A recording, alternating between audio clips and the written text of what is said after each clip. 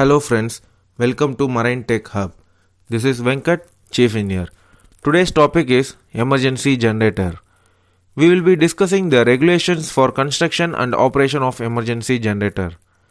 Regulation for construction and starting arrangements for emergency generator can be found in SOLAS Chapter 2.1 Part D Electrical Installations, Regulations 43 and 44. Regulation states that upon blackout or power failure, emergency generator should start and come on load within 45 seconds. Every surveyor who comes on board checks this religiously. Emergency generator should be able to start in their cold condition at an ambient temperature of 0 degrees Celsius. That's the reason we add ethylene glycol to water in cooling systems to prevent damage to radiators. Emergency generator is always equipped with two starting arrangements. It can be a battery start, hydraulic start, spring start, or a compressed air start. The first starting arrangement should be capable of 3 consecutive starts. A second source of energy shall be provided for an additional 3 starts within 30 minutes. Regulation says that the location of emergency generator should be in such a way that it can function at full rated power when the ship is in upright and when the ship is inclined to any angle of least up to 22.5 degree port or starboard, or when inclined up to 10 degree either forward or aft direction, or in any combination of angles within these specified limits. During emergency situation, we cannot expect ship to be in upright condition. It can be listed to port or starboard or inclined to forward or aft. But the emergency generator should be able to supply emergency power to emergency loads. Now friends, let's go and have a look at an emergency generator room on board a VLCC.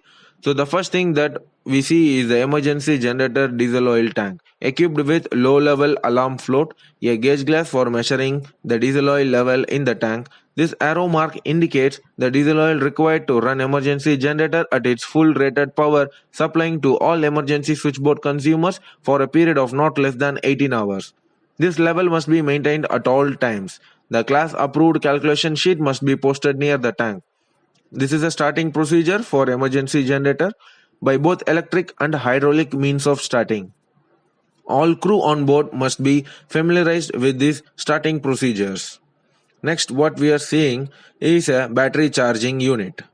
Since we have a battery start as the first mode of starting, we need this unit.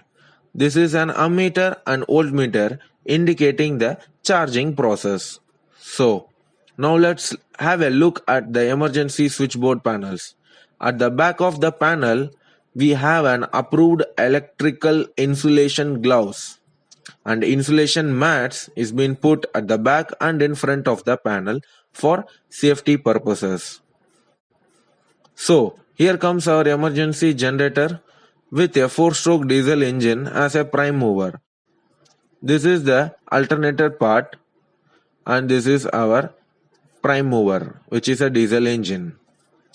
This is the radiator and cooling fan unit. On top of that, we have a opening for topping up of cooling water and glycol, anti-freezing agent. This is the fuel filters, duplex filters. And this is the battery unit. There are 2 batteries for the electric start. Now we are back to the emergency switchboard 220 volt feeder panel. And this is the synchroscope for emergency generator.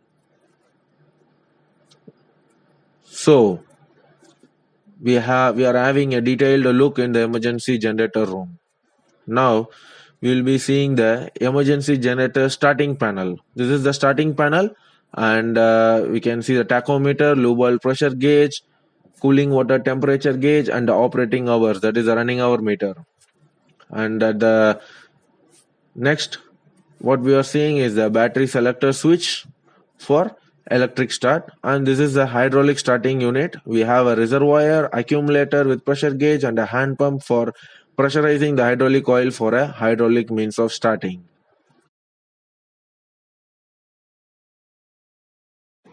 Okay friends, now let us see the test run of emergency generator. We are doing a battery start.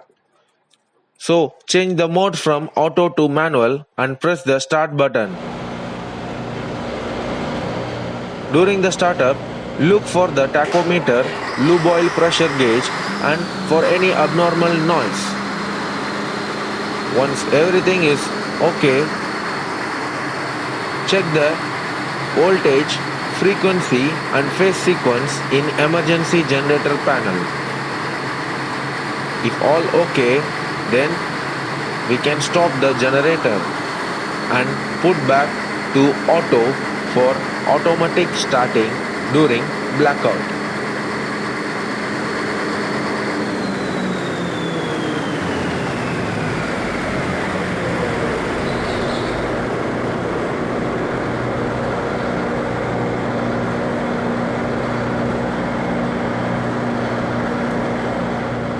Okay, this brings me to the end of this video.